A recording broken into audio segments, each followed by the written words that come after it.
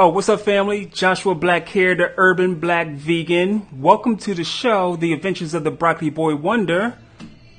So glad that you're all joining me this evening. It's Monday, October 29th. So glad that you guys are here. Let me know where you're checking in from, where you're checking me out, as far as what part of the world, how's the vegan community. Let's do a roll call. I'm here in Philadelphia, Pennsylvania. Let's do a roll call. How was your weekend? How was your weekend? Let me switch the screen. Is that it? No? Don't worry, we'll get it. We'll get it.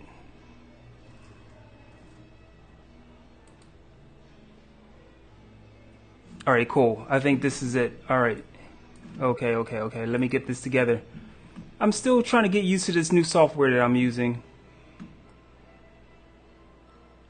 But it's coming along. Okay, so what's going on, America?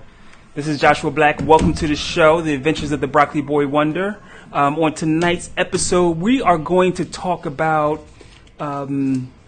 being vegan and having kids, growing up, bringing up kids in a vegan household. How does that work? I don't have any small kids anymore, but I know there's a lot of you guys that are dealing with, maybe it's not a challenge, maybe you figured it out, but we're going to bring about some solutions, some remedies, some strategies on how to get your kids or your children to embrace this whole vegan lifestyle. And even if they're not embracing it, how old are your children? If you have children in the household, are you the only one that's vegan in your household? Are there others? Like, how is that dynamic? Like, what's going on? And the goal tonight is to see if we can share strategies and ideas for helping bring your children along on the journey, especially if you have teenage children, because I know that can be a challenge. So if you're doing things, if your children have embraced this lifestyle, great. If they are not so much, great. Or what is your strategy to help your kids kind of embrace this lifestyle? Because I know it's not easy. It's not easy for adults, but it's doubly not easy for children. And so tonight we're going to see if we can share some strategies, ideas on how to bring our children into the folds, so to speak. Otherwise, what else is going on? What part of the world are you checking in from? How's the vegan community? I would love to hear that. And more importantly, how was your weekend? Did you go to any new vegan restaurants, try any new vegan dishes? Have you cooked anything like new? Have you tried anything new? And also, I had another question. What are you guys doing as far as advocating for this plant-based lifestyle? Like, do you do anything besides, make sure that you're on your own course as far as the vegan course, but are you doing anything to help others or help your community? Like, how do you activate your activism? Like, what are you doing within your community? I believe that we all should be doing something. I mean, just doing something, especially since we've been so lucky to come across this particular lifestyle. I think it's incumbent upon us to share with others, because if one of us can share with another and another can share with another, I truly believe we can change our community. Hey, what's going on, Andrew? Thank you for checking in. Hello, Tracy from Chicago. Thank you for checking in. Hey, Tracy, I've been following you. That outfit was crazy. I was just trying to understand it, but that was very interesting. I don't know if I could get dressed up and post, but kudos to you for being so brave and bold. I couldn't do it, but I am. And of course, we're going to talk about a little meditation as well. The Facebook group. If you're not a part of it, please become a part of it. Tracy, I'm just like a fly on the wall, so to speak, because I'm trying to understand stuff and trying to get a grasp on it. I think I noticed a video where Tracy was doing, showing her meditation space.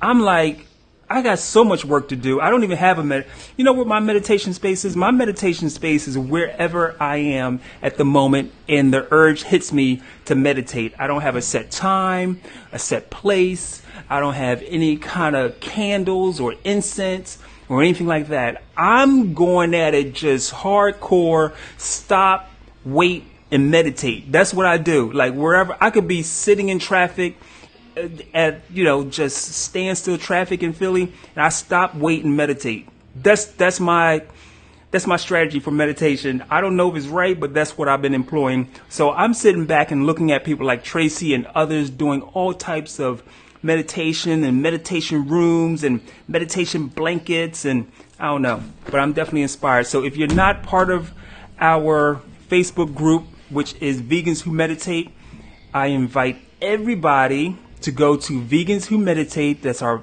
private Facebook group. And myself, or most likely Tracy, who's so active, will add you guys to the group. That's Vegans Who Meditate. But otherwise, I hope all is well. I hope you guys had an amazing weekend. I would love to know if you tried any new vegan dishes.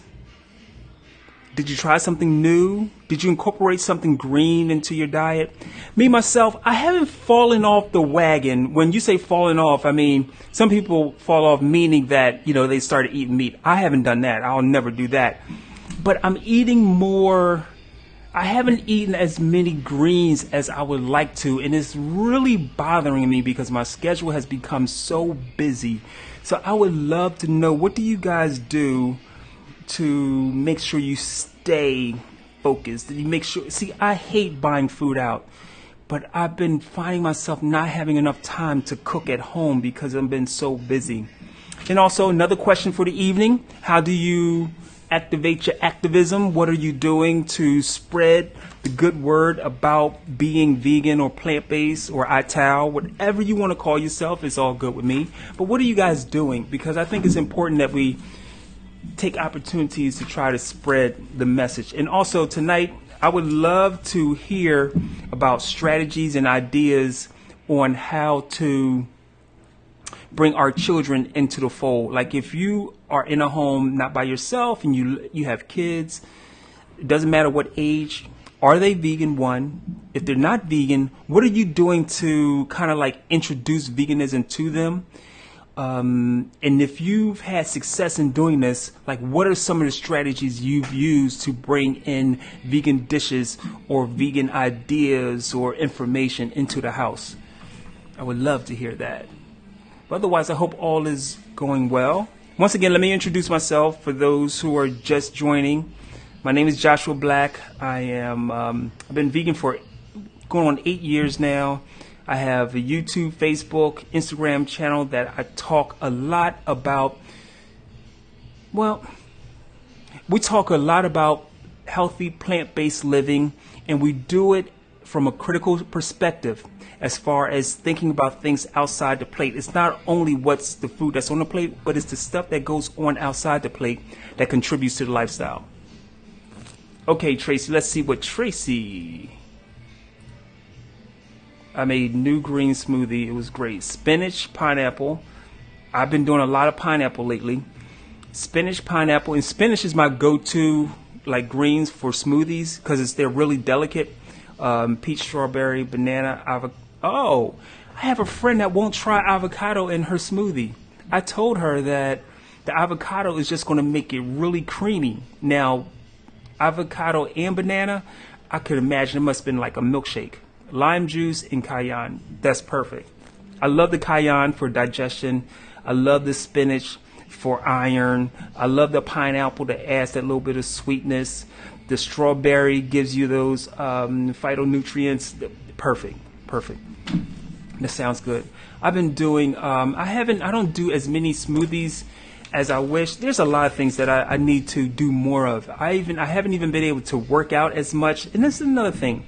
Are you guys working out as the season starts to change? Are you working out? Do you have time to do that? Have you even incorporated working out into your journey as far as your vegan journey?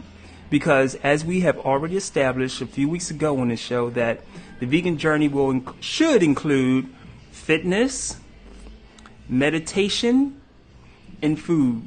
Food, meditation, and fitness. All right.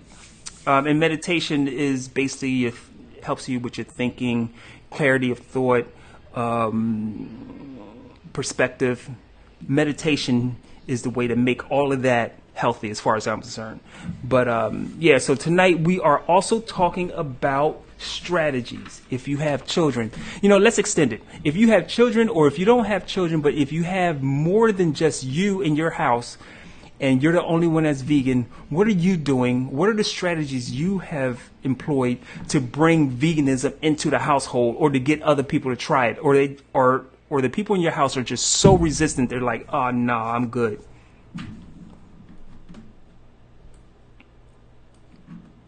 Hey, Andrew, let's see what you guys say, bro.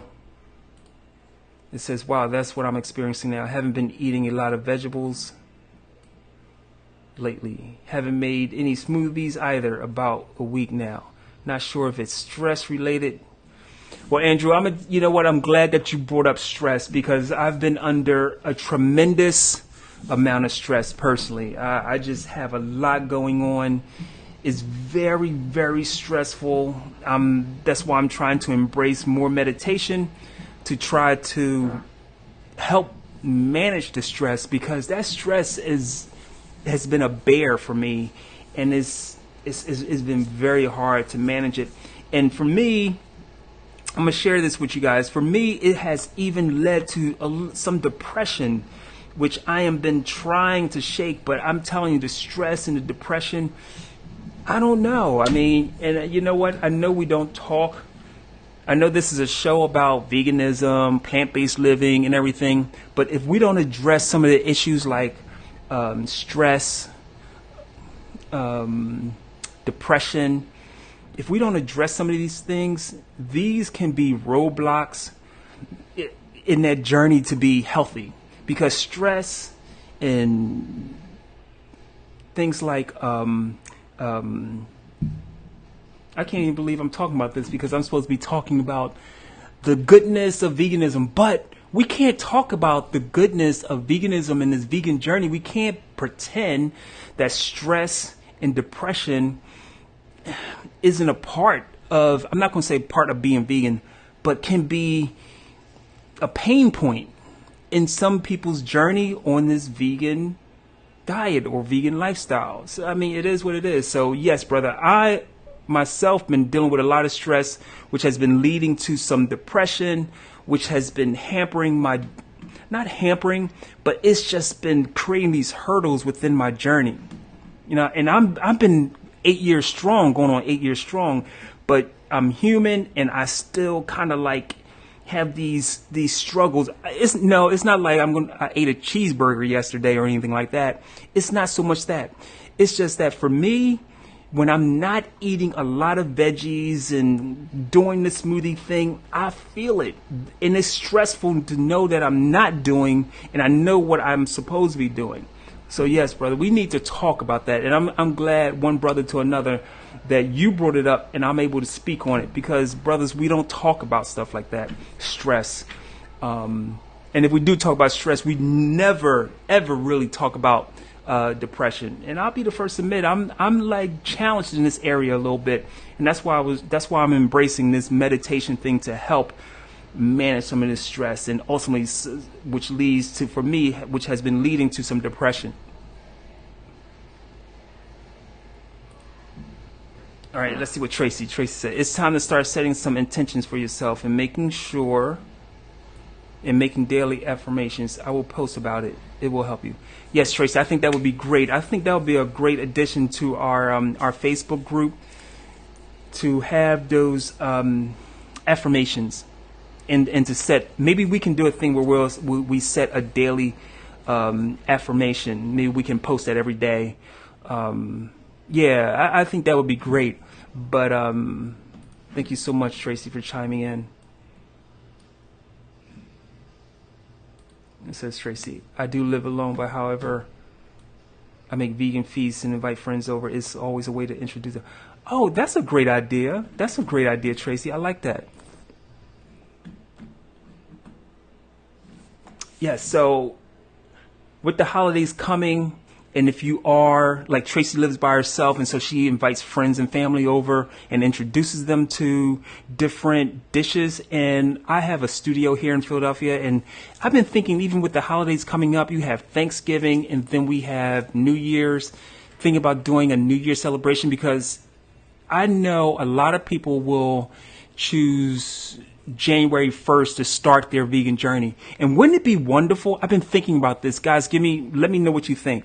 Of giving an event here at my studio that would invite vegans, non-vegans, those on a borderline vegan, those thinking about being vegan, all to mix and mingle together. And for those who are getting ready to start this vegan journey January 1st, because a lot of people start the new year with like a New Year resolution, and I know veganism is going to be one of those resolutions, to start with a vegan feast around people who have been doing this for a minute, like rookie vegans, old head vegans like myself, and those in between. So I'm thinking about doing that here in Philly at the studio. So we'll see. Oh, hey, Latasha, how are you? Thanks for checking in. Latasha, where are you checking in from? Like, what part of the world are you checking in from? Let us know. Okay, let's talk about affirmations. I think this is a great thing. Tracy has posted her personal affirmation. I'm going to read it to you guys. Hey guys, now remember, people post some like thought-provoking things within the comments. I'll try to read as many of them as I can, but I implore you to make sure that you read through the comments, and even if you need to talk amongst yourself, that's great. But a lot of information and a lot of things you can learn are within these comments. So Tracy says, my personal affirmation is, I am health, love, and wealth. Okay, that's awesome. I am health, love, and wealth. And I guess, Tracy, that's something that you tell yourself every day, or even write it down or what have you. That's amazing. And guys, if you have affirmations that you live by, words that you live by, that you post on your, I don't know, that you put on your wall, or you just write down every day, or maybe you say them every day to yourself, let's list them, because maybe someone else can be encouraged or inspired by some of the words that you're using for yourself. Okay, Mississippi, how is Mississippi? Latasha, how is the vegan scene in Mississippi? Please share. And also, if you have an affirmation that you're using, please share. Now, okay, so I'm going to tell you a couple, I don't even know if you would call these affirmations, but because I'm usually really hard on myself, you know, because I truly believe in the grind, working hard, but I'm really starting to get tired and frustrated at the same time, which has been leading to stress, which has been leading to depression, you know. So, but this is part of my therapy. When I get on here, I'm able to talk and share with friends, with all my vegan friends in my internet community. So believe it or not, this has been very therapeutic in meeting people.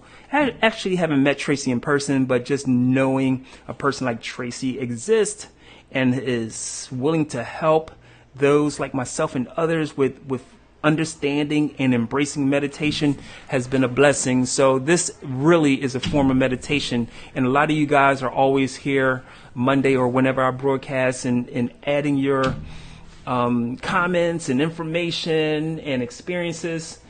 It really, I know it helps others, but it truly helps me as well. So I really appreciate all of you for that.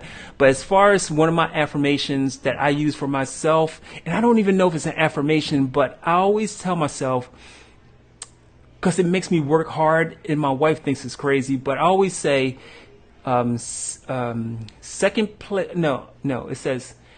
place only means you're the first loser. And I know my wife's always like, that's so negative. I know, but I don't want to be second. I really want to finish first. I want to be the best I can possibly be. I want to be the best version of myself. I don't want to be second place when it comes to being the best version of me. So I always tell myself that. Remember, second place means you're the first loser. Always strive for first place. And I know that is probably not the healthiest affirmation, but that's an affirmation that I actually have written on my office wall that I would see. It was behind my desk that I would see every single day. Maybe I need to put that in my office here because it's not here. something because I need to really combat these feelings of this stress which has led to feelings of depression. And today was not a good day when it comes to this depression thing, which is really overwhelming and kind of scary. I'm gonna tell you the truth. I can't even believe we're talking about this, but it's important because this vegan journey isn't just all unicorn and roses. It can be tough sometimes, challenges and life challenges, and you try to stay the course with your vegan journey, and then you try to motivate others, and you try to commit your life to helping others. Can be stressful.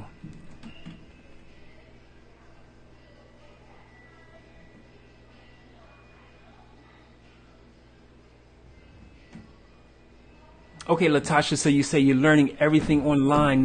That's an awesome thing. So I want to give you some advice, Latasha, since you're saying you're getting started and you're learning. Make sure that you try to belong to some groups, some of these Facebook groups that can also inspire you as well. I'm going to suggest that you jump in our Facebook group, which is called Vegans Who Meditate.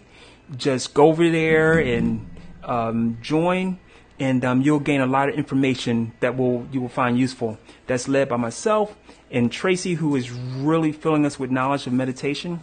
That's great. I think we're going to start a daily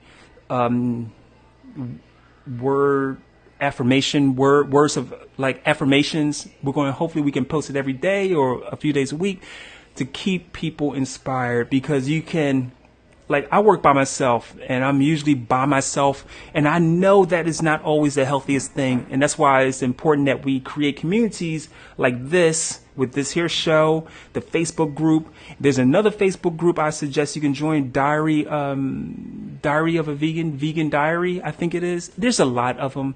Vegan Beginners 101, that's another one. And once you can kind of create this community, you won't feel as lonely. So I definitely suggest you try to join a couple of these groups online to help you on your journey. Yes, but Tracy is dropping gems of knowledge, and I do appreciate you. But yes, so we're talking about a large range of topics this evening. So one being, how do you do the vegan thing in your household when you have children who aren't vegan, who are just learning to be vegan, or you have a spouse or a mate who is not vegan? How do you navigate that dynamic of living in a house where everyone is not on the same page? I would love to know some strategies. I live in a house where everyone is not on the same page. Yes, it can be difficult. It makes the ride just that more difficult. I'm not going to front like, oh, it's all peaches and cream. We love it. It's not a problem. No, no, no, no. It is difficult. Would it be a much easier living in a house where everyone's on the same page? Absolutely. And it can be tough. Like this past weekend for me, we had an event here at my studio space. It was a cancer event. And this cancer, it was celebrating a friend of ours. We wanted to celebrate her while she was here. She has stage 4 colon cancer. So we wanted to celebrate her while she was here. Now, this wasn't my event. This was my wife's event, more of her friend. It's our friend, but, it's more her friend than mine. So she wanted to celebrate her. I was like, that's great. Here's the thing I was challenged with, and maybe really made me feel awkward, and I'm still struggling with this today. They had a spread of food, right? There was maybe 50 people here. They had a spread of food, and it was, I don't care if it's not vegan. I do care. No, let me take that back. I do care. But the fact is that this food was all unhealthy food. How can and this is what I struggle with. I wanted to say something, but I said, no, I'm not going to say something. Then I went back and forth. Should I say something? No, don't say anything. Because if we're going to celebrate someone, we should try to celebrate in a healthy way. We need to help our community, because I'm not saying it was the food that has her in where she is now. But the fact of the matter, it is the food that has been the root of problems in our community. So shouldn't we take it upon ourselves when we have events to promote healthier options That wasn't the case at this event. It was a beautiful event. But it bothered me so. I wanted to say something. I couldn't even stay because I said, should I say something? So my question to you guys is, when you go to events that are health focused or health related type events and the food is what it is, it's usually unhealthy. I've gone to health events where health workshops and whatnot, where they have a whole spread of chicken and cookies and ice cream, but yet the whole thing is, the focus of the event is to be healthy. Do you say something? Do you go and like question anybody about it? Or do you just fall back and just say nothing and just don't eat because you know, 1 is not vegan, 2 is not healthy? I mean, do you say anything? How do you handle situations like that? How do you handle situations in your home when you're not the only, when you are the only vegan person, but yet you have to prepare food that isn't vegan, that isn't healthy? You know it, and you're the one preparing it because other people in your family aren't vegan. Do you feel conflicted? How do you feel? These are some of the struggles I have. Hey, Claresta, how are you? I am the only vegan in my household. I would say my family is plant-based. They do eat meat, but the amount is steadily decreasing. That is great. I'm always working to expose them and make them more comfortable with more whole food, plant-based options. Okay, all right, that's good. That's good. And that's what I wanted to know. Like, do you have a strategy when you are the only one in the house and you're say you're the person who cooks or you do the shopping or what have you? Do you take it upon yourself to try to introduce them, or do you just let them be? So Clarissa says she does try to introduce them, and slowly it's working. That I need to do something like that, because I've taken the approach, well, I'm just going to let my family eat what they want to eat, and I will, and hopefully they'll see what I'm doing and follow my lead.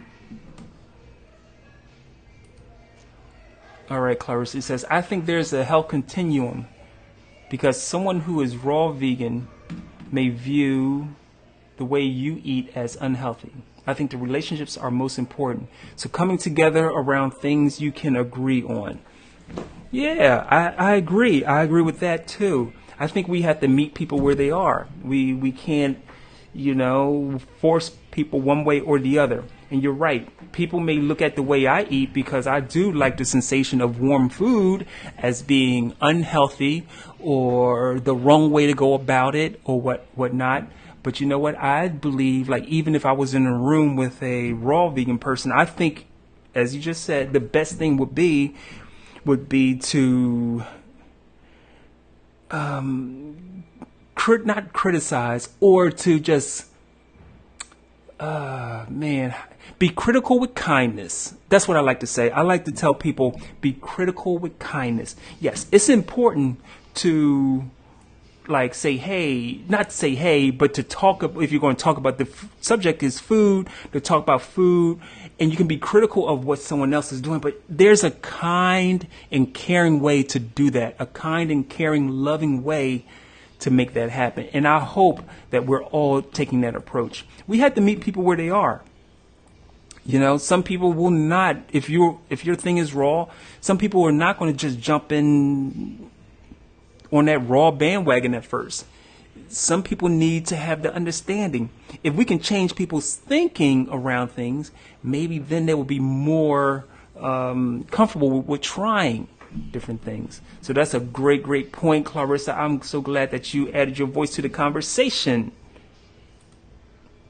I love when you guys take the time to write nice, long, in-depth comments. I love it. Okay, so let me read this one. Hey, Cersei, how are you? Thanks for joining the conversation. I'm so glad to have your voice as part of the discussion. I'm going to read this entire comment because I love long comments. All right, it says, I am in this situation. My husband isn't vegan. It has been a journey.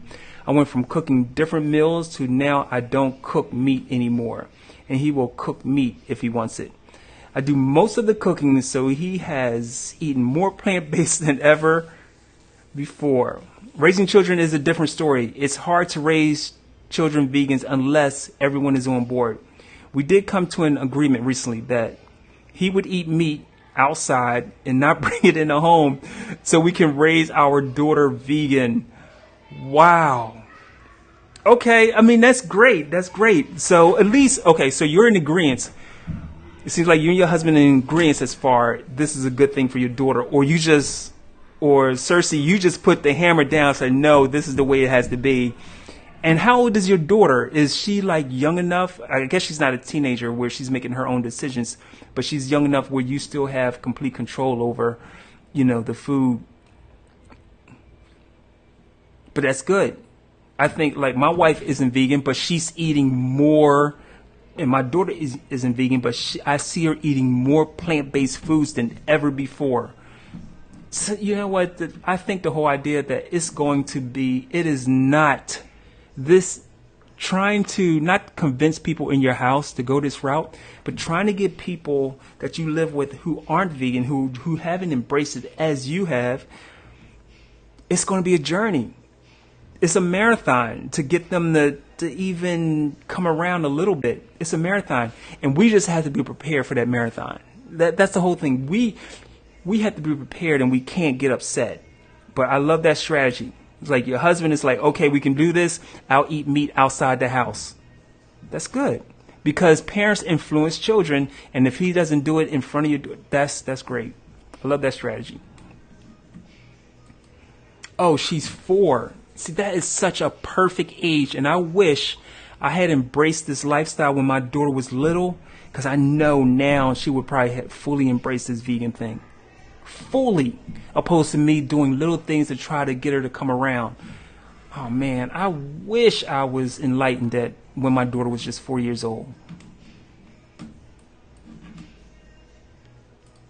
Let's see what's he agrees with the vegan health principles. Now, that's great, because that's the first step. Now, he may not have embraced this whole vegan thing, but just agreeing with the health principles is huge progress, because it's our thinking that we have to lead that will lead the way. So we can think it, then we can do it. So as far as I'm concerned, the biggest step he's taken as far as just understanding and believing that the vegan health principles.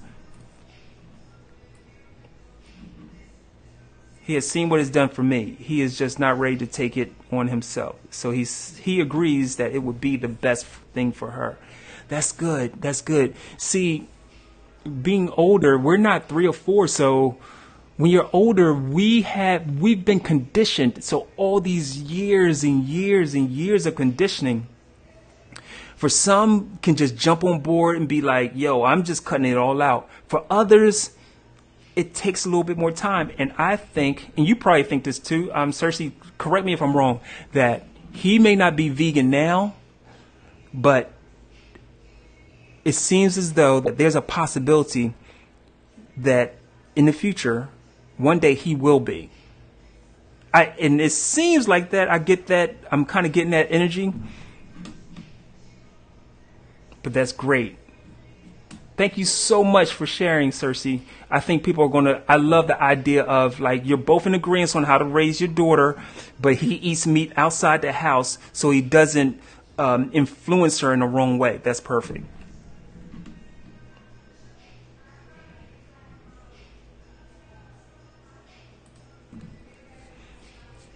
She says, but I still have fantasy of a united vegan home.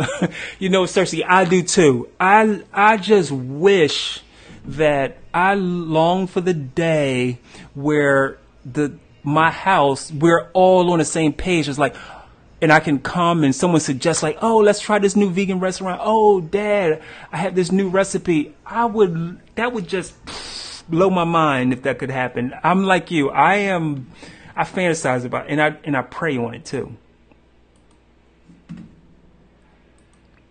All right, Clarissa, I think it's little things. Hubs agree with, let me see here. Let me make sure I can read this whole comment.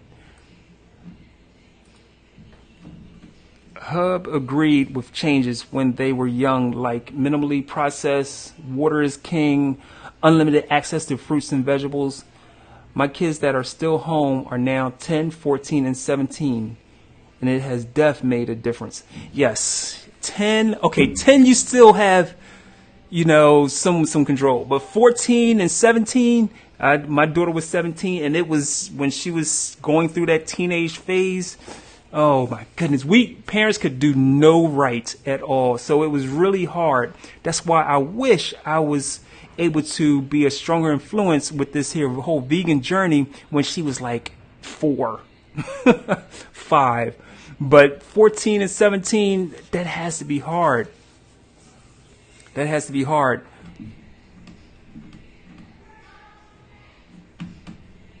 But thank you so much for sharing. I would love to know how you guys are dealing if you have teenagers in the home, like 13 and up, what have you, even 12-year-olds.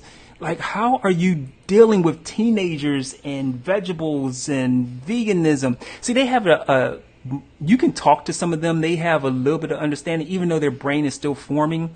But they have a little bit of logic when you talk about animals and the brutality towards animals and the cruelty. Do you even go there with teenagers? Like, are you guys even talking that kind of stuff with a teenager? Oh, and I would love to hear, Cersei. Now, your daughter is 4. Does she know? I don't know. Has she ever eaten meat before? Do you have to explain to her that? Have you explain to her that meat are animals and you don't eat animals? Or is it just that she doesn't even know what chicken is? I would love to hear. Okay, Clarissa, this is one about the teenagers. So she says, my older ones are high-level athletes, so I appeal to their health benefits. Oh, I love this. A little politicking, Mom. That is great. And see, and that's where we have to brace ourselves with information. Because we had to appeal to something that appeals to them. So when like my daughter models, right? So she's like 5'8", she's thin and everything. And I try to tell her that the modeling thing is more than just being thin. You have to maintain your figure. You want to be healthy. There's long photo shoots. There's runway. There's all this kind of stuff. So by eating healthier, it hasn't worked totally, but she has tried a little tofu. She has tried a little bit of this or that. She has worked out a little bit. I just got to keep reinforcing it. So appealing to something that they find appealing is usually a way in. Great, great, great stuff.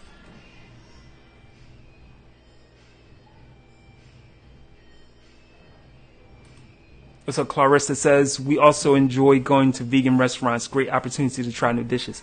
You know what? It's funny. I'm glad that you brought up the whole restaurant thing, because that's usually a good one. Like, I just took my wife and my daughter to a restaurant. We went to a vegan taco restaurant. Now, the one thing is that, when you take a non-vegan to a vegan restaurant and they know they're going to a vegan restaurant, they already got their like antenna up. They're already like apprehensive about, okay, what's going on. So with my wife and daughter, we're at this restaurant, and it's not just about the food when I go to a restaurant, or even when they go to a restaurant. So now they're like scanning everything. They're looking around for cleanliness. Are they wearing gloves? What's going on? What type of people are here? That all goes into the experience. So, but I love the fact when they actually eat the food and they're like, this is good. Because I know they don't have any vegan bias, meaning like like some vegans eat anything, and just because it's vegan, they say, oh, that was great. But when you're non-vegan, you don't do that. You want to not like it. When you're not a vegan, you want to not like it and tell someone like, oh, this is horrible. But when they say it's actually good, you can honestly say they are giving you truth. I like that. That's why and they're always willing to go to a restaurant because it's like a fun experience, especially my daughter.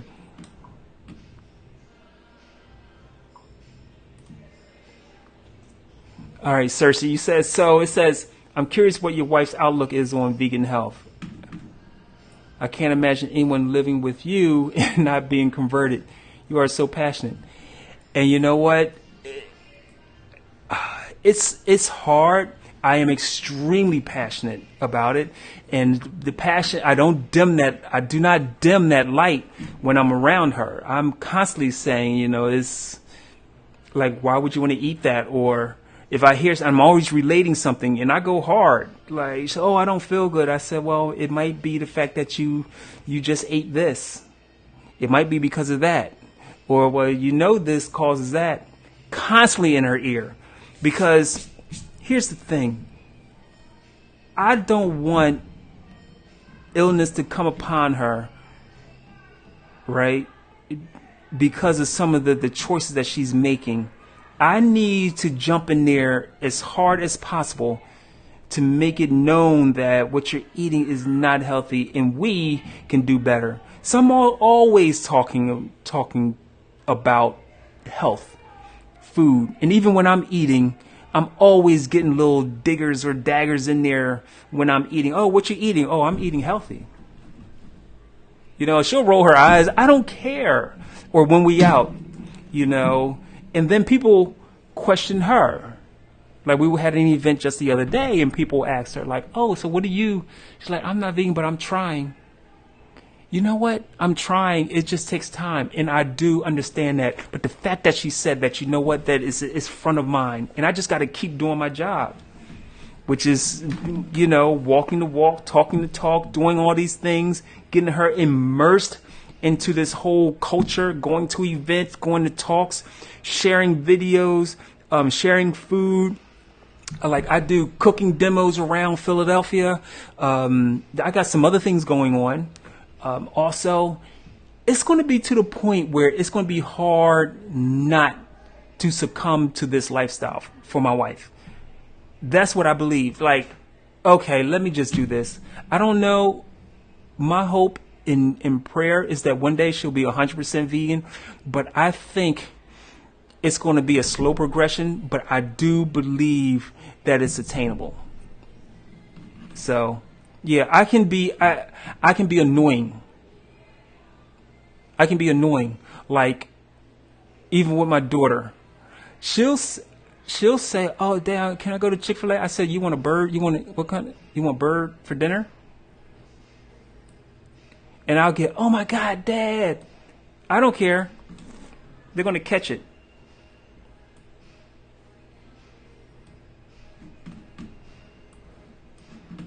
So what do you guys do, like, around your loved ones, especially your spouse? Like, are you like being kind of, do you bring stuff up? Do you talk about it? Are there arguments? We don't have arguments around food because there's no denying. I listen to podcasts. So I rarely listen to regular music. I'm in the car listening to podcasts about health. That's how hardcore I am. You can't help but to hear some of these messages. I'm listening to podcasts about health. I'm listening to videos about health. I'm listening to documentaries about health and wellness or based on a plant-based diet. I'm looking at before and after pictures and heck, my own before and after picture. Me with the big fat belly to the six pack. I got all of that. So she is constantly being exposed. And I do believe that if we can constantly not like force it upon them, but live in the moment all the time, it's hard not to want to be a part of it.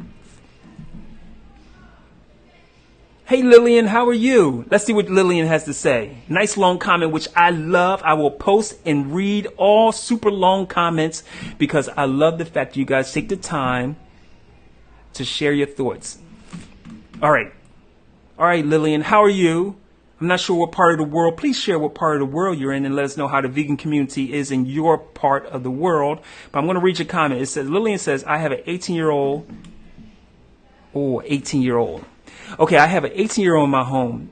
I appealed to her desire to lose and maintain her weight.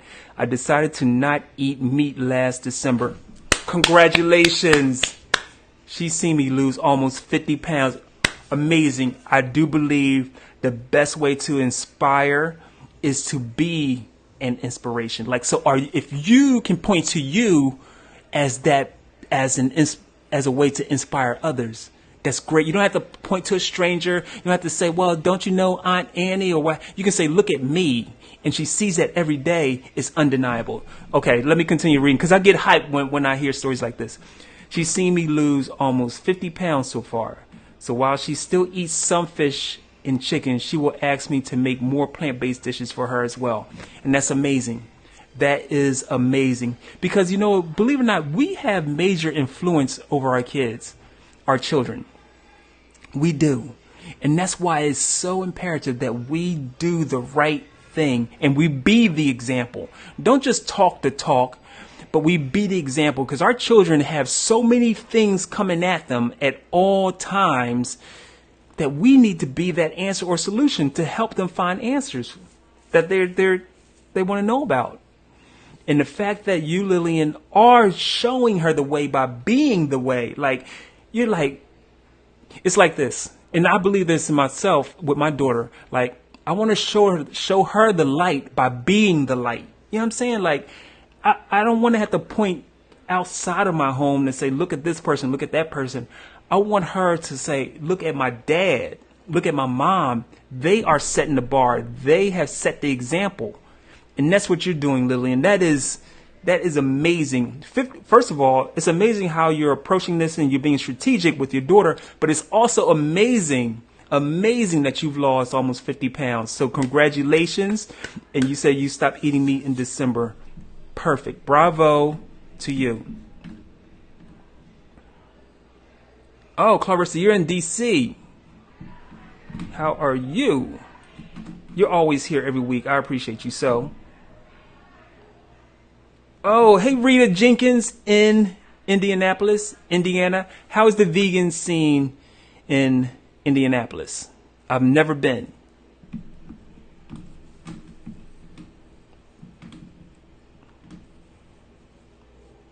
Yes, so tonight's topic of discussion, well, we'll talk about anything, but we're talking about living in a house with teenagers or children who aren't vegan or almost vegan, living in a house when you're the only vegan. What do you do? How do you handle it?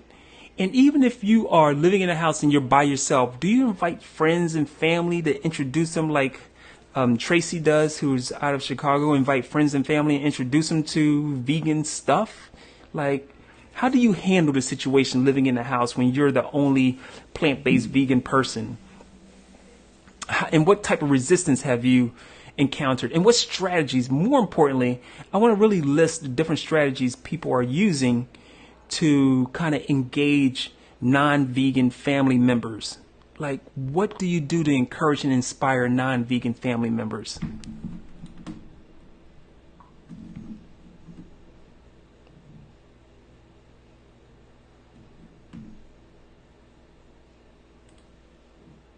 Oh, Lillian, you're in Northeast Philly. Oh, you're in my part of the. Well, I'm not in Northeast, but I'm in Philly. Oh, congratulations once again with what you're doing with your daughter, and the fact that you're in Philly. That's just an added bonus. Now, Lillian, I have a question for you. Do you go to any of the vegan events? Have you taken your daughter to any of these vegan events that happen in Philly? I'm not sure if a lot of stuff happens in the Northeast because I don't really get out that way. I live in, I'm broadcasting from Germantown. I live in Mount Airy, so I'm in that northwest part of the city. But is there anything going on in the Northeast? Because I rarely hear about vegan events or get-togethers or hangouts in Northeast Philly. Oh, and earlier I mentioned that I may be giving a vegan New Year's Eve party. Yeah, a vegan New Year's Eve party where we where we invite vegans, non-vegans, those who are looking to make a pledge to be vegan to start the year. Maybe I can do an event here at my studio that's have like a vegan layout. I'll invite some chefs to come down and we'll do this whole vegan layout and we'll just like help to educate, inspire, and motivate new vegans that night. So, and then we'll have the countdown to veganism. I don't know, something crazy. So, Lillian, if you're in Philly, would you come to something like that? I'm trying to get an idea if people will come to like a vegan event to inspire and uplift new vegans.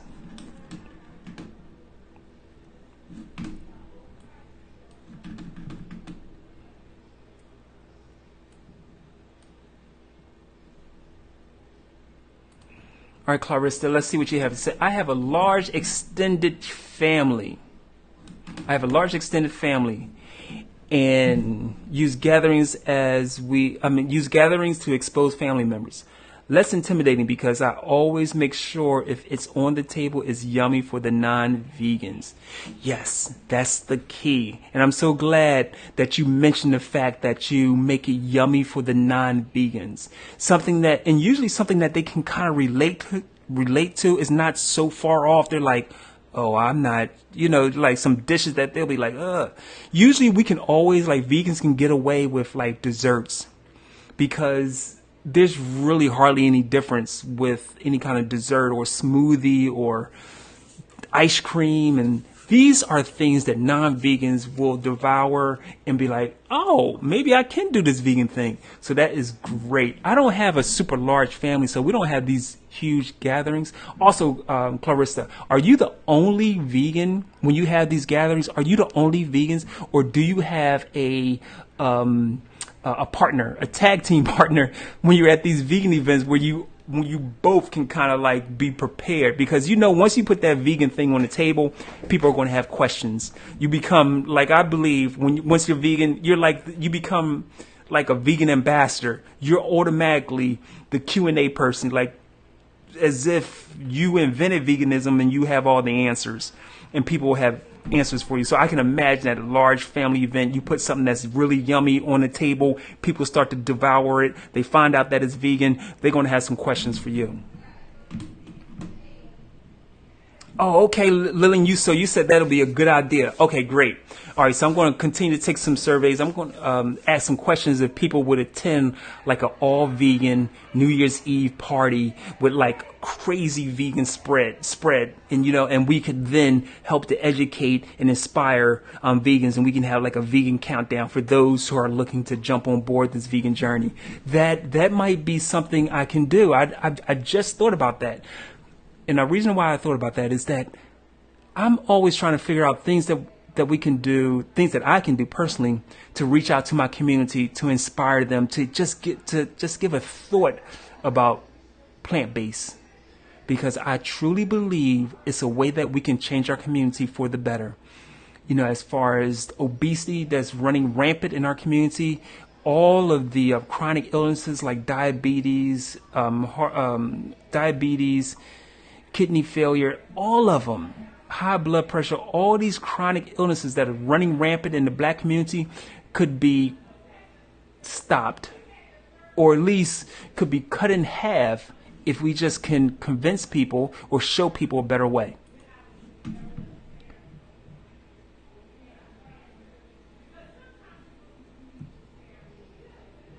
Oh, let me see if I can get to my...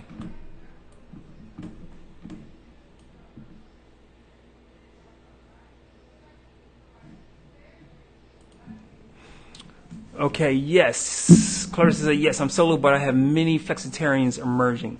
Okay, well, you know what? They're more than welcome. I even say they're more than welcome to come to my events or what have you. Hey, flexitarian, that's cool, because that means you're thinking about it. And I do believe that flexitarians, pescatarians, whatever it is, they all want to be vegan. You know what I mean? But this is their journey. Usually they want to get there, but they're like, you know what? I still got that meat or that fish still has that dairy, vegetarians, that dairy still has a hold on me. So I'm going to hold on for a little bit longer. And if I can claim a title other than a carnivore, which is a flexitarian or pescatarian, let me do that while I continue on this journey. And I always say, oh, that's cool. That's cool. You're on your way there. You're on your way there.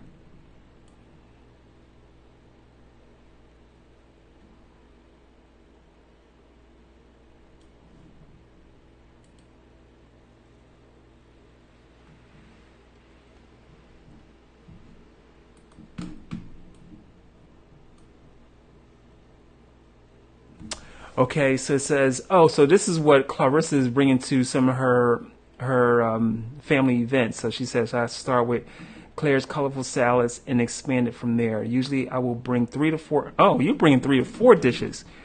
Great way to ensure I eat also.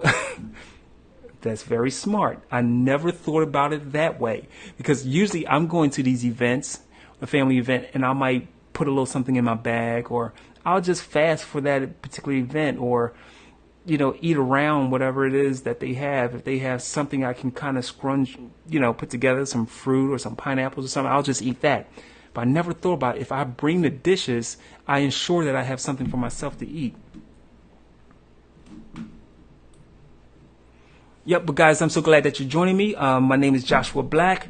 I'm broadcasting live from Philly. I try to do this every Monday at 7:45, and we try to go for about an hour or so. We talk all things veganism. Tonight's topic of discussion is, how do you manage a household when you're the only vegan, or you have a household of non-vegans? How do you manage that household? How do you introduce vegan values or plant-based values into a house that has not fully embraced veganism? Are you doing all cooking? Does everyone cook separately? Is everybody on their own? Like, how does it happen? And if you have children, what are their ages?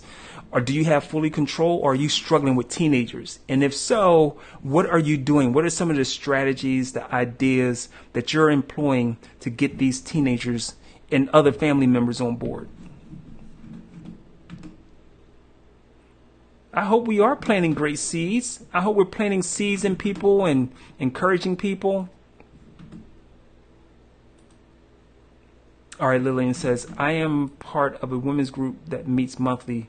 Over the past year, I have gotten really sneaky with my dishes that I prepare for them. Oh, this is a non-vegan group. Okay. I thought it was like a women's vegan group, but okay, let me continue reading. Over the past year, I have gotten really sneaky with my dishes that I prepare for them. We all bring a dish. I make sure I bring a tasty dish just in case I am unable to eat what others might bring. I will prepare chickpea, pasta dishes, etc., where they are not aware it's plant-based. That is great. Okay, so Lillian, I have a question for you. Do they know that you're vegan? Because if they know you're vegan, they probably know that you're not going to bring anything that's non-vegan if they know you're plant-based. Or I don't even know. Are you totally plant-based? And if so, these dishes that you bring in, do they just assume that they're going to be plant-based? And also, this is an important point, because I think people like to talk about food. When they find out that your dish is plant-based, and every dish that you bring is plant-based, is there a discussion about the dish? And then inevitably, does that lead to a discussion about your choice of lifestyle?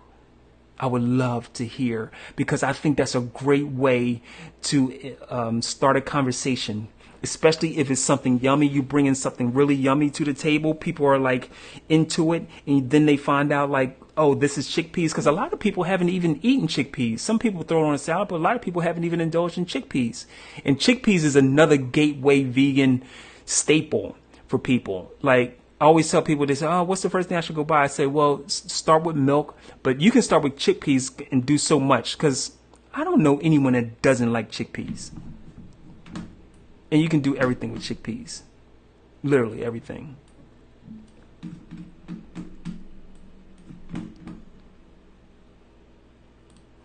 Okay, so Cersei says, I bring several dishes, which I'm going to start doing, because I never thought about when I go to an event, I need to bring my own dishes and then put them out on the table for everybody to enjoy, which would then evoke conversation.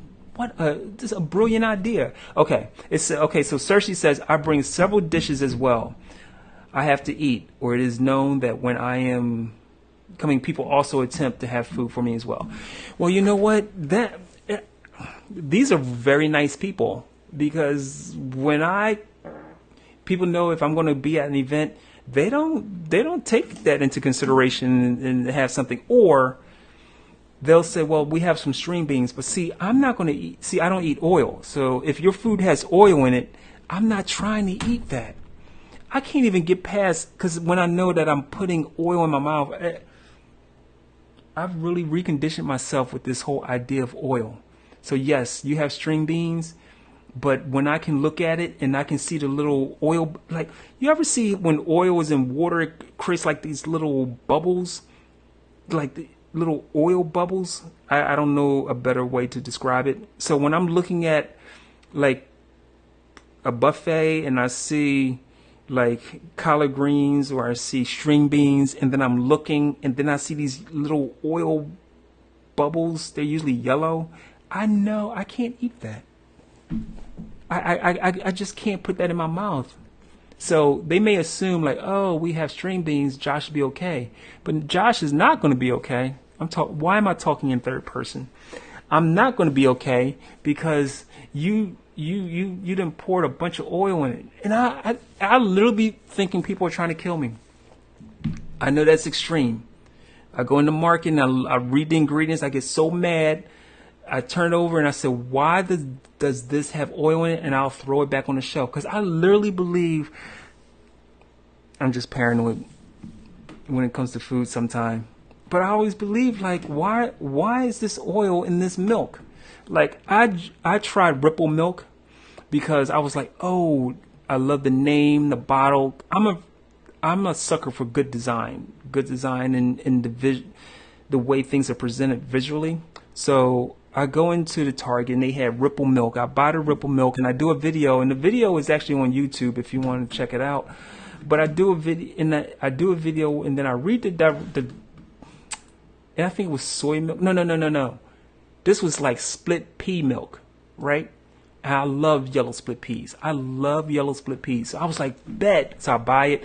I don't even look at the ingredients because it said it's vegan, which is cool. So I buy it and I go home and I drink it. I'm like, oh man, this is really good. And then I read the ingredients, and that's why I always read the ingredients. I don't care if it says it's vegan or not. I read the ingredients and it has oil in it.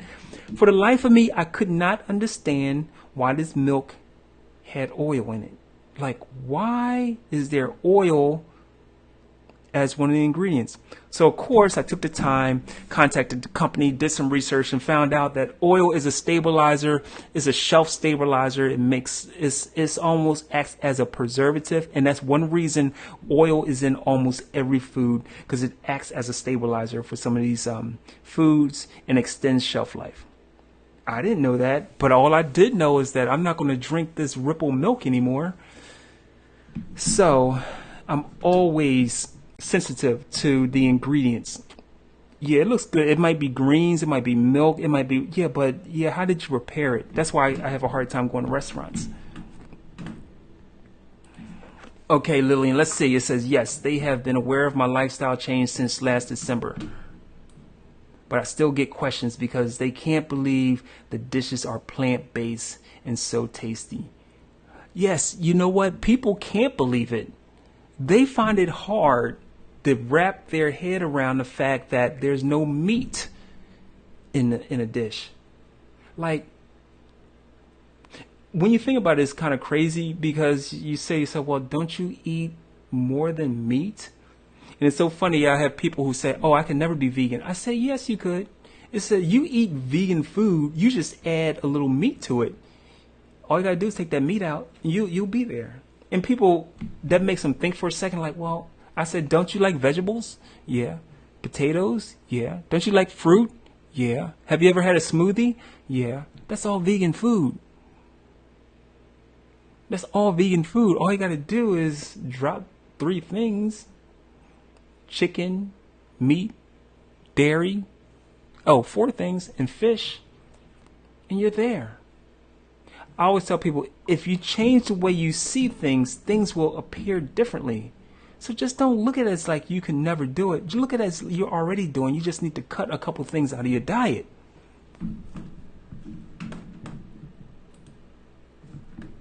Oh, Clarissa, you have said it. And this is why that whole myth about eating healthy is expensive. No, eating meat is expensive. Like, I tell people, just think about it. I've cut out probably the most expensive things out of my diet. I've cut them out. Meat.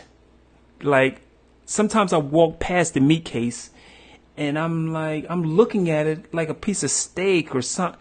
These things are like $8 and $6. Chicken thighs, not chicken thighs. Chicken. What's it expensive? The chicken breasts. It's really expensive. And then I'm like, man, that stuff is expensive. And then so I cut all of that out.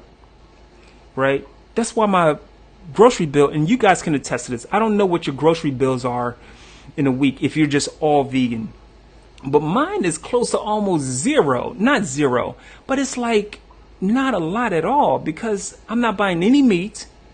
And the other thing, most expensive purchase usually is olive oil or some type of oil. And I'm not buying any oil. And I don't even eat bread. So I don't buy loaves of bread or anything like that. Those three things are probably some of the most expensive items that you can buy. Now, I do buy maple syrup.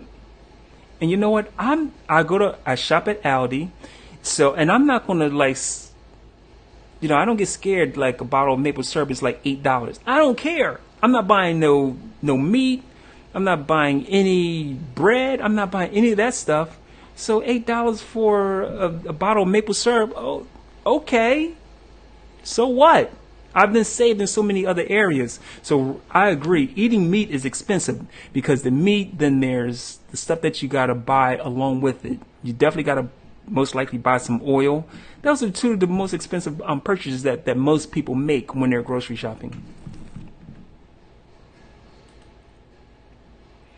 What's up, David? Thank you so much. I'm not sure if this is your first time here, but I'm so glad that you're adding your voice to the conversation. All right, so David says, vegan life helped me reverse my diabetes. I'm on that same team, brother. I am on that team. Has helped me reverse my diabetes and get off those poison pills. Brother, you're singing my song. David, you are singing my song, brother, because I was diabetic. I was on Actos, metformin, and I am no longer on those things. I have dropped the weight. I can actually run miles.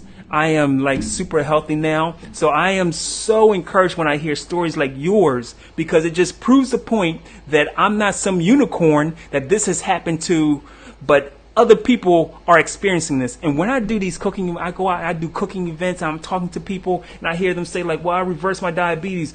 Oh, I dropped my cholesterol. My all these other ailments have just been, are they gone or have diminished greatly? I know I'm on the right track. And it's stuff like this and comments like yours, bro, that keeps me wanting to do this work as far as spreading this message. So I'm hoping, David, that you belong to some groups and you're sharing your message. And and do me a favor, brother, if you haven't joined my Facebook group, Vegans Who Meditate, please jump in because your story can be an inspiration to others because that's what it's all about here. So thank you so much for sharing your voice about your journey because it's stuff like that that's going to inspire. Because I know probably someone's just looking, I'm not, vegan and why should I even do this? And they'll come across what you just wrote and be inspired to try to change their life. Thank you so much, man. I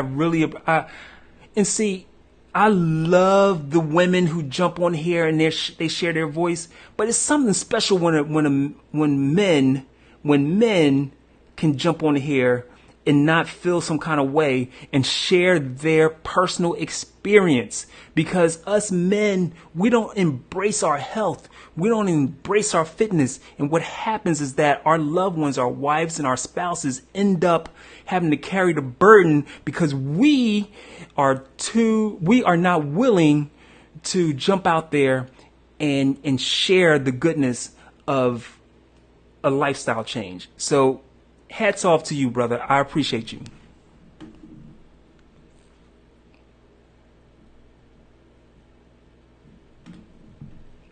Yeah, but I want to talk about this diabetes thing. And I'm going to relate it to my own story because I know people are out there suffering. And if you personally aren't suffering, there's people in your family, there's a friend, a family member, coworker, someone. I have said it and I've never been proven wrong that there's not one black person that doesn't have a family member, a friend, an associate, girlfriend, boyfriend, spouse, someone who's dealing with a chronic illness. If you're black, most likely, you know someone probably in your immediate family, somebody that you know is dealing with some type of chronic illness, diabetes, stroke, high blood pressure, kidney failure. And what I try to tell people, this is not normal. So it's important that we get out here and share this good news. So my own personal story, and I'm so glad that David jumped on here to bring up his story about diabetes. My own personal story, I dealt with diabetes, the metformin, the Actos medication. Now, I was type 2, and I thank God. I thank God that I was awoken and understood that I can reverse these things by changing what I put in my diet. By what I put in my mouth. And that's going on 8 years ago.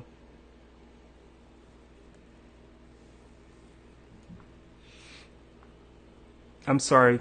It really gets to me because I know I've had friends who've had heart attacks. I had my mom who's on dialysis. I have my sister-in-law died of breast cancer. My uncle died from diabetes complications. So I get emotional. I get a little emotional because I know if I could have got them early enough and was out here spreading the message, I could have possibly helped them change their life. But it's too late. But I'm going to try my best to help other people. And I know that by sharing the message of the goodness that happens to you based on this lifestyle change, we can help other people. But when I think sometime about almost 8 years ago, when I was doing so bad, so poorly, overweight, diabetic, dealing with all kind of problems, no energy, numbness in my extremities, just problems, low self-esteem.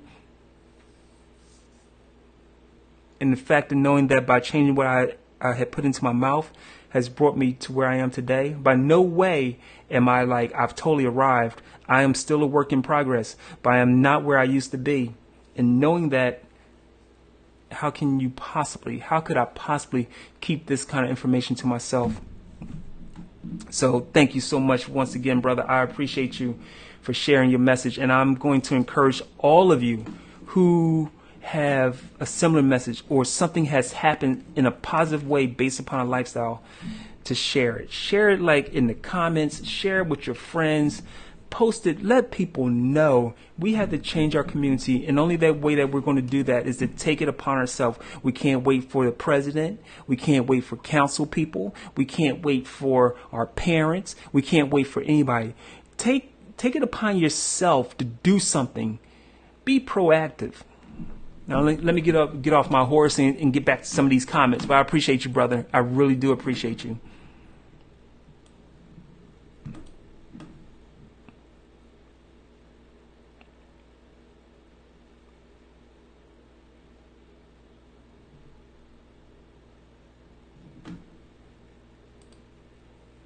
David, you're really dropping some science here. I really appreciate it. Diabetes can be cured. Don't believe the guys in the white coats. Or don't believe the guys in the white coats that don't have a clue. If you go to a doctor and the way the first thing they diagnose you, and they diagnose you like, oh, you're diabetic or pre-diabetic or what have you, and they don't suggest a change of diet, you need to question that doctor. If the first thing they say is let's try, I'm gonna put you on this medication, or if they say I'm gonna put you on the medication without saying let's also look into your diet, run. Because once they get you on the medication, you're going to be on the medication, because they're never going to say take this medication for a couple of weeks and you should be fine and we're going to take you off. No, I'm going to put you on the medication forever.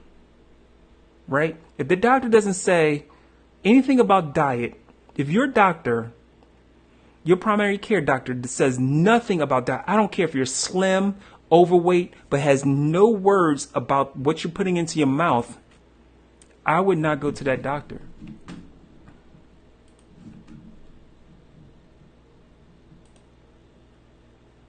Brother, you sound, I don't know, brother. I'm wondering if David is like, if I've been cloned and renamed David, because everything you're talking about, brother, is what I had. Okay, David said I was overweight, nerve damage. I had that. Actually, when I found out, I was actually on the beach and my feet, I just couldn't It was like my toes were numb. I was like, whoa, this is weird. And then all of a sudden my fingertips became numb. I was like, what is going on? And then my eyes were blurry. I was like, yo, and then my energy was zapped. I'm like in my 30s taking naps in the middle of the day. I was like, what is going on? It says, David says, I was overweight, nerve damage, high blood pressure, irregular heart rate, just some of everything. But through the grace of God, I'm here. Yes. And brother, it sounds like you're well awake now. You are well awake and on your way. Thank you so much for sharing, brother. I appreciate you so much.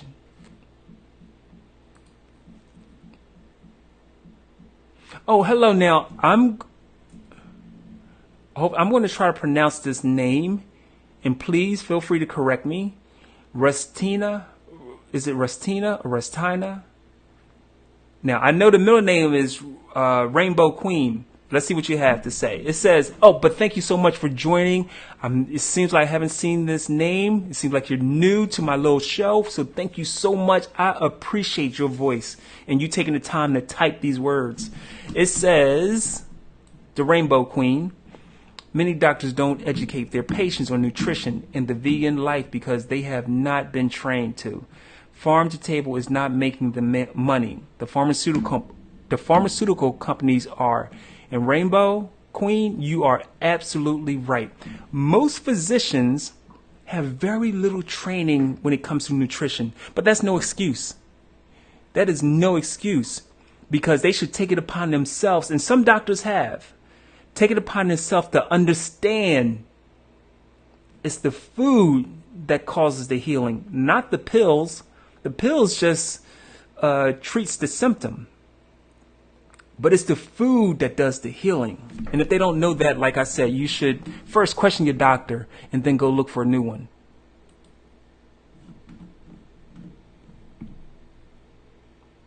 Okay, so I did get it right. Good, good, good. Thank you so much for joining the conversation and continue to drop that knowledge. Oh, and by the way, what part of the world are you in? And how is the plant-based lifestyle in your part of the world?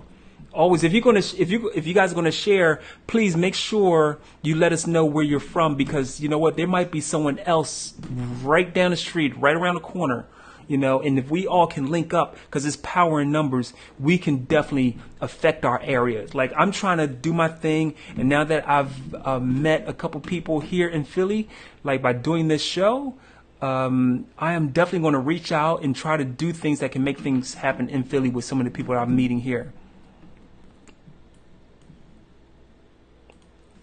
Okay, so here's another one from the Rainbow Queen. It says, while in nursing school, we were taught to manage meds with meat and cow's milk and water. It was disturbing. Wow. You know what? I don't even know. So what did you do? Did you speak up? Did you speak up on it? Because I know that's a tough position, because you're at work and you're told to carry out these particular duties, and you know in your head that this is wrong. Do you inform the patient, or do you talk to your manager, or do you say, hey, is there a better way that we can do these things? Or do you just fall back and say, you know what, let me just do my job and be out? Oh, Indianapolis. Okay. I think we had someone else that was joining, watching the show that was from Indianapolis. Now, unless that was you.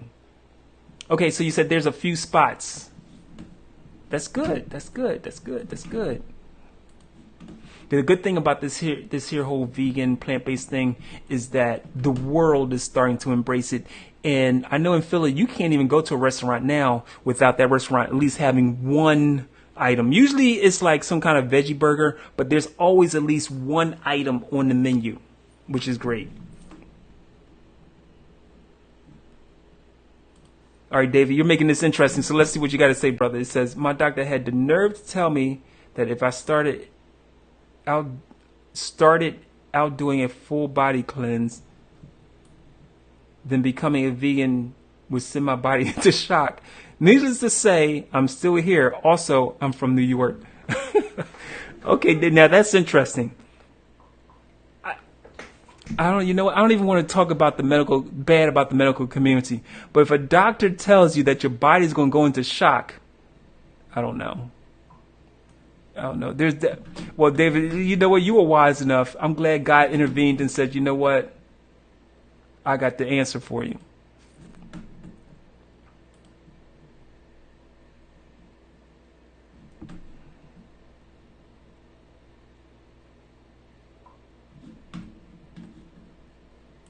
All right, Clarissa says, really sad because people rely on medical professionals and they have not been adequately trained on the power of nutrition. My children, for example, know that when their doctor asks them about drinking milk every day, side eye. You know what? I wish I could hear that conversation. Now, I have challenged like the doctors with my mother's care, like what are you feeding her and why are you feeding her? So I can just imagine being a mom and hearing a doctor ask about drinking milk. If I had a little one now and I was at the doctor and they said, you know, you should drink milk, I think I would take a deep breath and probably go off in the nicest, most polite way and just question why the doctor is suggesting my child intake saturated fat, cholesterol. Why am I exactly feeding my child this? And do not say, please do not say because of calcium. Do not say, that doctor better not say it's because of the calcium. Now, here's the thing. If we don't infuse knowledge, not infuse, but if we don't take in the knowledge to understand, then it's going to be hard for us to combat some of this information that these doctors are putting out. You have to have your stuff together. You know, you have to have your stuff together so when you're out there advocating for your children or advocating for a healthier lifestyle, or you're going to talk against things like milk and cheese and dairy, you have to be able to explain why. And just saying, oh, because she's vegan, oh, it's not going to be good enough, because that doctor probably will say, well, you know, you got to make sure you get an adequate amount of protein. You got to be able to tell that doctor, well, doc, there's protein in everything. There's protein in broccoli. There's protein in all foods. You know, everything has protein. All plants have protein. The amount, you know, as long as we eat an adequate amount of calories, we're going to get the protein that we need. The doctor should be telling you about fiber. We just have to be well equipped and well prepared. Like I always tell people, when you tell someone that you don't eat meat, that you're on this plant-based vegan diet, you become a vegan ambassador and you better be ready. Your vegan armor better be on, because they're going to be throwing darts at you. Yes. Read, you know what, guys, because David's experience is very similar to mine, and it's profound. It's amazing what these doctors will say to you. It's amazing some of the struggles. And here's the thing. I'm so glad that I was able to find my way, just as David did. And the thing is, there's a lot of men that are lost. There's a lot of men. You can best believe this. You can best believe this. And I'm going to put this out here. This is something that men probably will not discuss, but we're going to discuss it because everything is on the line here. We're fully transparent. But there are men, their 30s or 40s, let's say the 40s, what have you, and they're suffering from ED, erectile dysfunction. Yes, I went there, erectile dysfunction, because diabetes, one of the symptoms is ED. Okay? That's one of the symptoms. Suffering with erectile dysfunction. So when they're having problems in the bedroom, and if you have a significant other or something, you better check them.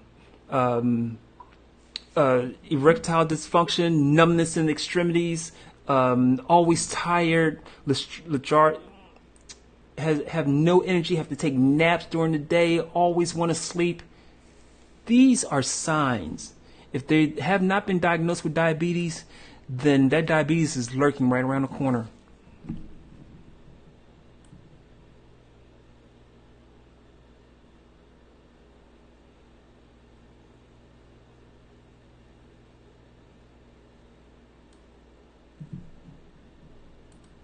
Okay, so Tracy said, now, believe it or not, when I do cooking demonstrations or I go out and talk, this is what I hear all the time.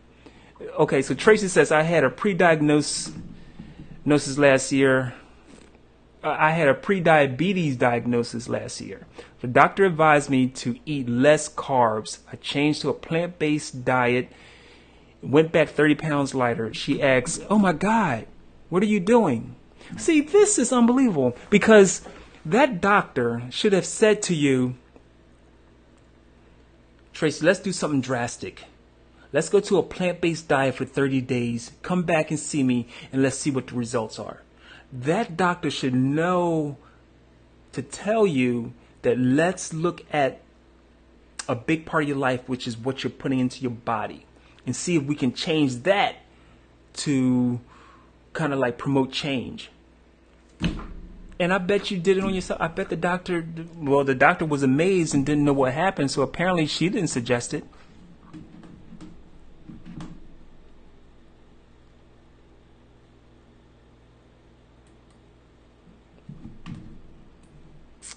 All right, so it says they have to complete a form, and it asks specifically about consuming milk, yogurt, cheese, and lean meats every day. I just need you to sign my forms and release me, because you are a worker in a bigger system that you have not questioned. Wow.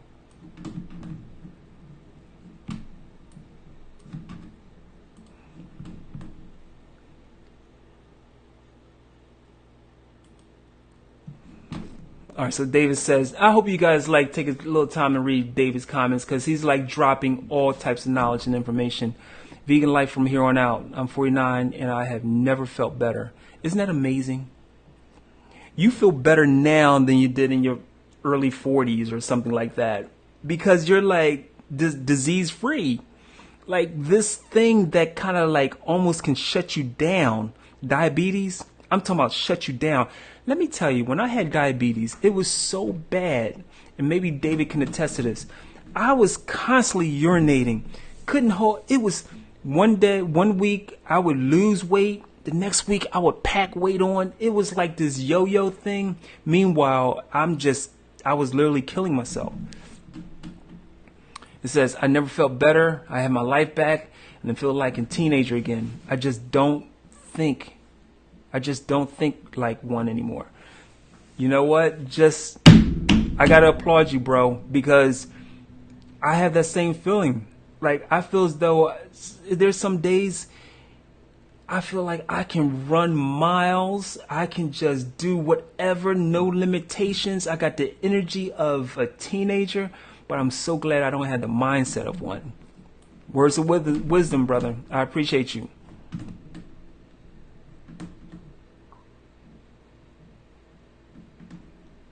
Oh, Tracy, this is so good. People always ask. Yes, they do. Oh, you still doing that vegan thing? What thing? You talking about my lifestyle? Yeah, I'm living my life without eating dead animals, if that's what you mean. I always come back with a snappy response, because I hate the ignorance. Sometimes the ignorance that friends and family have it gnaws at me sometimes. Yeah, but we always hear that.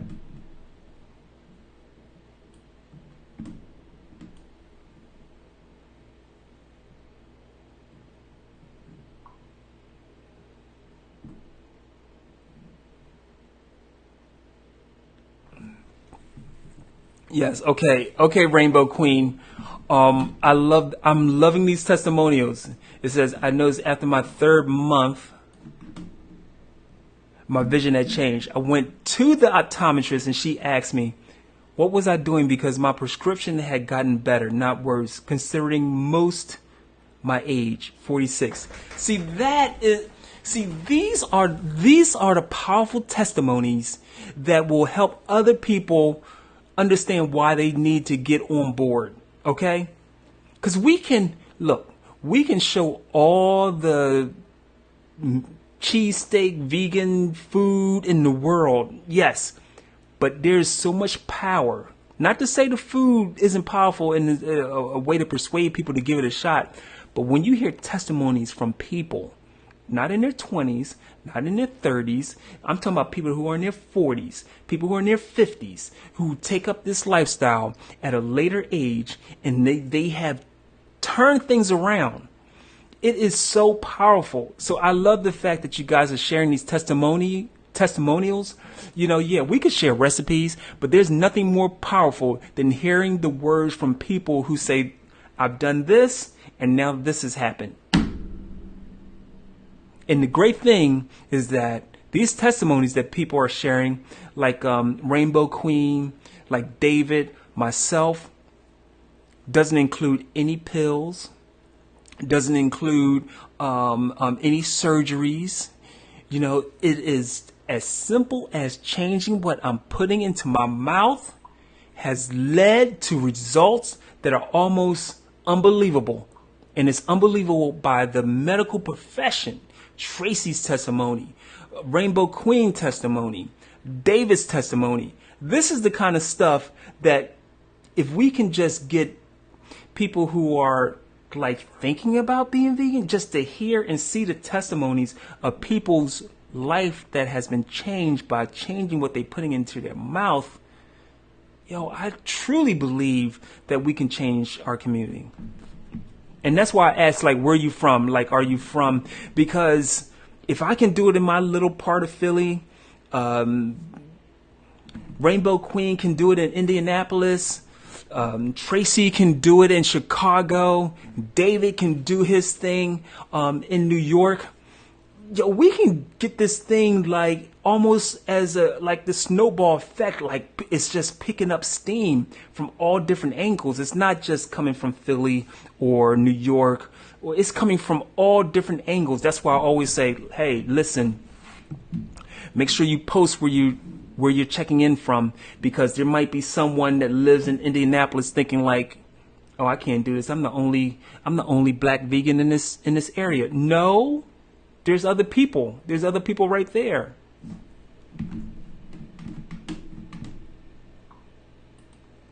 All right, Cersei. Doctors give very little nutrition education in medical school. Yes, I have a good friend of mine, and she says the same thing. And it was so weird. Her education cost her over $200,000. But yet she asked me about nutrition. She asked me about alternatives to yogurt. She asked me about alternatives to butter, ice cream. What is the deal about tofu? She asked me these questions, and her student loans are over $200,000.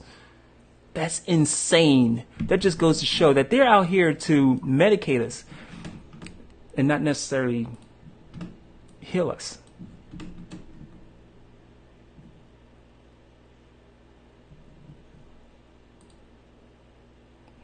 Okay, Rainbow Queen, yes, you know what? Isn't that crazy how you believe that, like, not you, but you meaning like we, us, black people can believe like, yo, I'm the only black vegan doing this thing.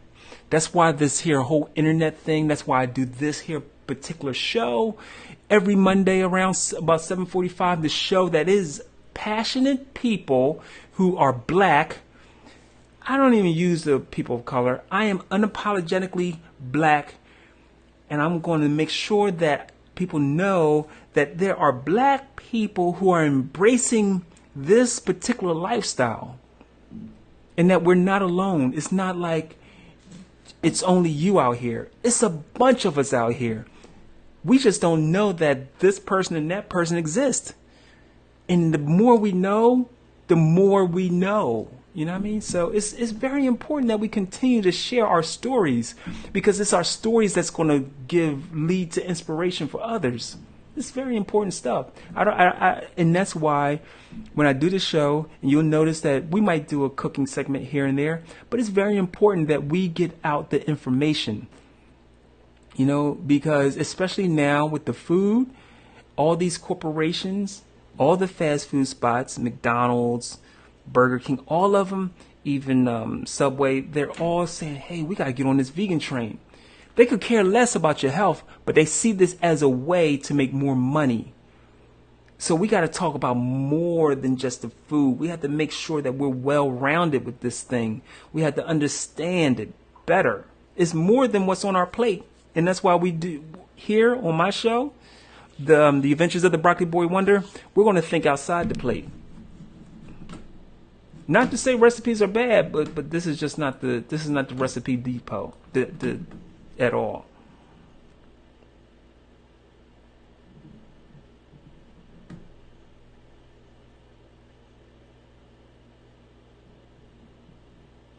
Yes, that's right. I'm glad that you shared that. Any of us should not feel as though we're in this alone, even though it can feel lonely, but we're not in this alone. And that's why forums like this here show, where we can bring vegans together. And I hope that you're not just asking me questions. I'm hoping that you're talking amongst yourself. You're like gaining new like-minded friends who can relate and understand your struggle, and you can understand theirs. I'm hoping that you guys join my Facebook group, which is Vegans Who Meditate, where we talk about meditation, all things vegan. I hope that you guys are inspired. And like I said, read the comments. David, that has joined us this evening from New York, has dropped some gems, shared some personal information about his battle against diabetes, the way he's overcome it, and the way he is prospering now. Very powerful stuff. And I'm hoping that even other brothers, other men will jump on here and share some of their stories. Because the more we share, the better off we're going to be. That's the way. I truly believe that in my heart. And that's why I take my time out, 2 hours every Monday, to try to share and inspire and provoke provocative conversation. Provocative conversation. You'll never see me on here eating a burger saying, oh, that tastes good. I'll let the other people do that. You're going to get popular from eating bad vegan food. That's fine. But that won't happen here. All right, let's see what Clarissa has to say. Clarissa. Hope I'm pronouncing that right. I get a lot of questions about cleaning products and personal care products. So many unnecessary chemicals and animal products and so much. Clarissa, this is an area that I really need to work on as far as my cleaning products. Not so much the personal care products, but the cleaning products. Now, I shop at Aldi. Now, believe it or not, Aldi has a section of organic home care products. It's amazing. They have it. People overlook this fact, and that's why I love Aldi. And if you don't know the Aldi story, definitely look it up. Aldi and Trader Joe, they're not the same store, but one brother owns Aldi, one brother owns Trader Joe. They're both from Germany. All right, I'll leave you with that, but do some research.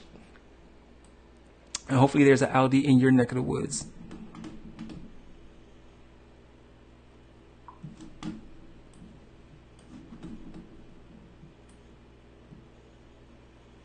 Oh, David, thank you, sir. Thank you, sir. And I appreciate that you showed up, and I hope that you continue to show up and you jump in that group and continue to share your message, man, because brothers like you, brothers like me, and hopefully some other brothers who can join us, if we can share our message, we can get right. You know what I'm saying? We can get right.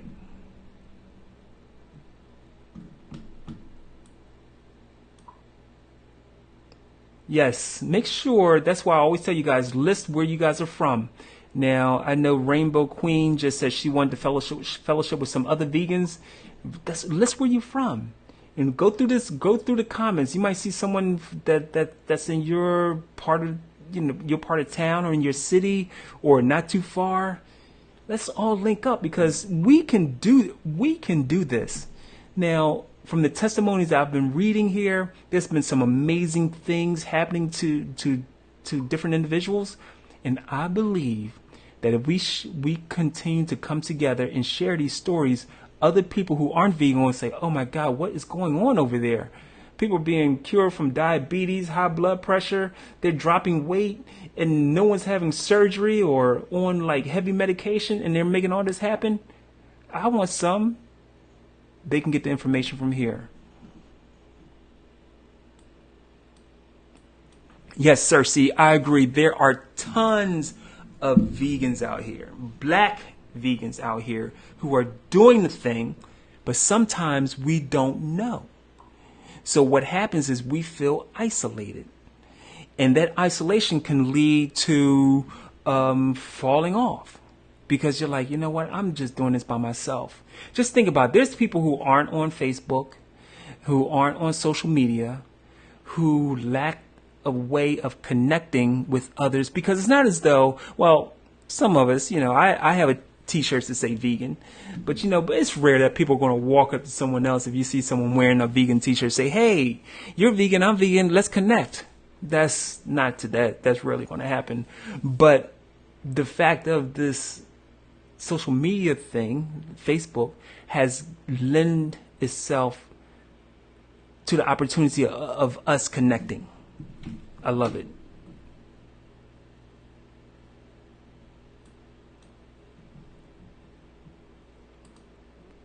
Okay, Andrew says, I use nothing but vegan personal products on my body.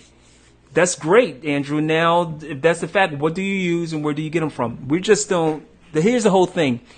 I love that you guys are contributing, but let's make sure that we're going to drop some knowledge like that. Like, I use only personal products, vegan personal products. Let's talk about where. Do you order them online? If you order them online, where do you order them from? If you buy them from a store, is it a national store? Do you make your own? Like, let's help each other, because you might say, no, it's this place online I get them from. They're this amount price. They're really affordable. Boom. Then we all can benefit. So, Andrew, I love the fact that you're in that whole vegan personal product space and you're doing your thing as far as that's what you use. But let's share where you're getting these things from so everyone can benefit. But I'm not there yet. I'm working on it. I'm saying that partly because I want to know.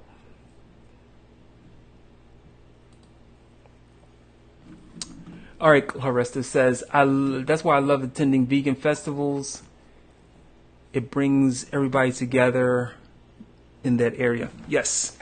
Yes, vegan festivals are good, especially when you're not used to seeing people. Well, Philadelphia is very segregated, but we have a big vegan community.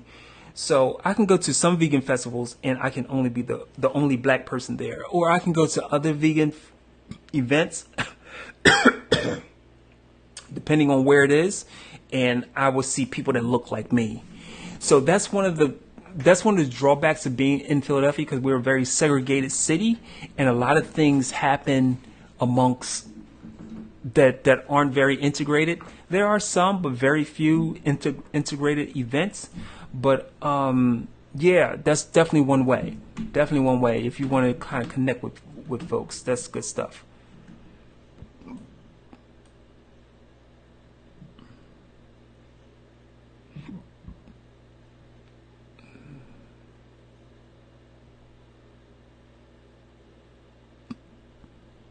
Okay, so Andrew says he gets his stuff from Sprout. I think we just opened a Sprout here in Philadelphia. The very first Sprout just opened not too long ago. So it's just been blowing up in Philly. So we have I think there's a Sprout, there's a Mom's Organic supermarket. Yeah, along with the regular players like Whole Foods and Trader Joe. But we have all of those right here in Philly. I know that's not something that everyone has access to, but I'm not sure if Sprout has an online thing or not. But yeah, I'm working on the whole like vegan, plant-based, non-toxic body products and stuff like that. That's something I need to work on, especially when, see, I should know stuff like that. That's why I love this show, because I should know, or it should be common sense that, like, okay, these body products that you're putting on your body, you're putting on the largest organ, which is your skin. It's the largest organ, human organ. It makes sense to use non-toxic products that you're going to put onto this organ. It just makes sense. So thank you so much, my brother Andrew, for opening my eyes to that, because it's just something that has not been top of mind for me. So are most of you guys out there using all vegan or plant-based products, like on your body and in your house? Have you reached that point where everything that you're using is like plant-based. I'm not there yet. The journey still, that's why I'm on. That's why it's a journey. It's more like a never-ending marathon because there's always like another level with this vegan thing. There's one more level that we can take. Always. You'll never get to the top of the vegan mountain. You know, there's no such thing. We're all a work in progress. We're all a work in progress.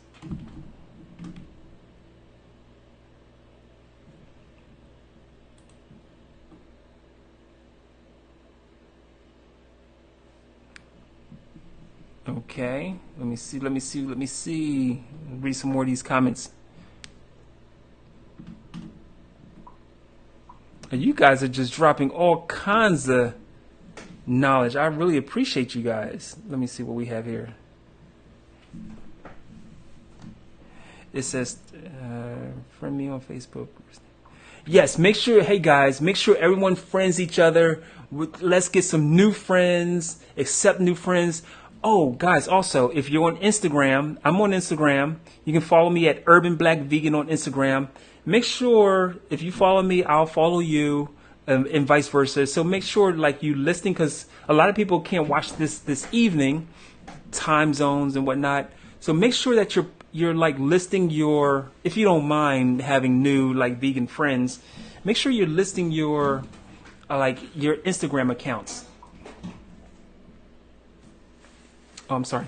Yeah, make sure you're listing like your Instagram accounts and whatnot, your social media accounts. You list them so people can follow you, you know, so we can all kind of like link up outside of the show.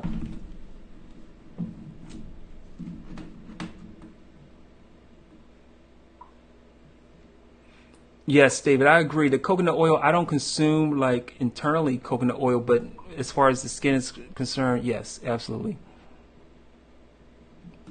Oh, we're getting like lists of resources here. I see people listing resources. I love it. I love it. See, this is what this is all about. This is how we learn. This is how we enhance our own journey by sharing and hearing and seeing how other people are doing on their journey.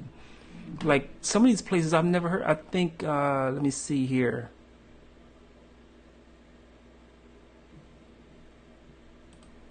Oh, I had to list this. All right, Clarissa. She says, my cleaning products, some combo of the following: vinegar, water, lemon, and essential oil, and baking soda.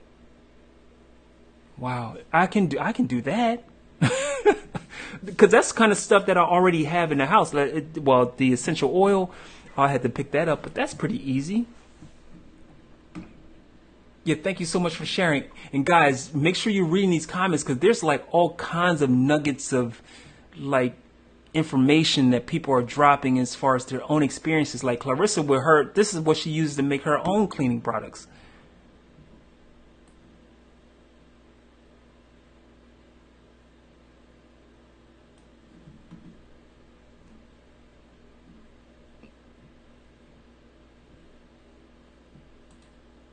All right, Cersei, let me see what you have to say here. It says, I have struck up conversations at grocery stores based on the plant-based foods in the cart. Wow. You know what? Because people are really curious. And you know what? Even though a lot of people might say, oh, I can't go vegan. They want to. Because you know what? At the end of the day, I truly believe this. I believe most people, if they could do it, if they had their choice, like right now, they would stop eating meat because they know most people, not that they, no, most people don't want to stop, but most people know it's not healthy. That's what I wanted to say. Most people know that chicken, fish, and dairy is not healthy food. They know it.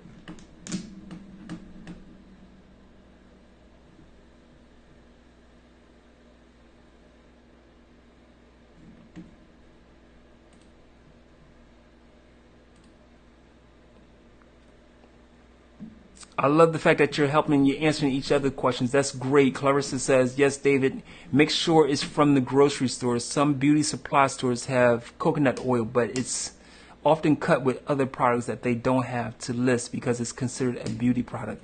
Yes, you have to be very careful because they'll add, I've heard of it, a little coconut oil with a little vegetable oil or something like that, and that coconut oil is so strong in smell and scent that you're fooled. So be very careful.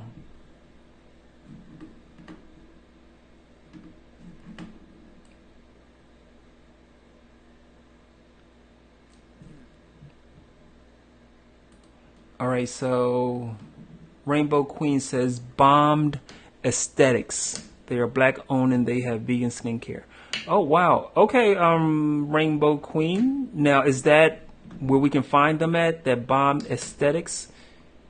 Or are they on Facebook, YouTube? Come on, give up that information. Help a brother out.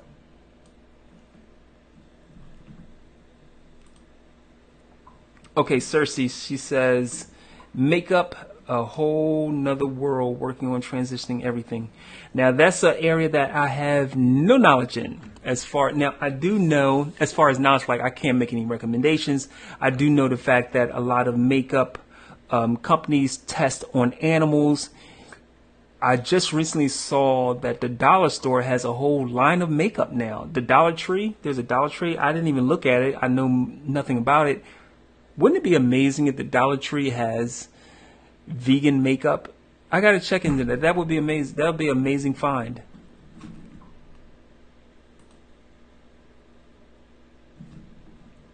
Okay, so Bombed Aesthetics is on Instagram and Facebook. I am making note of that.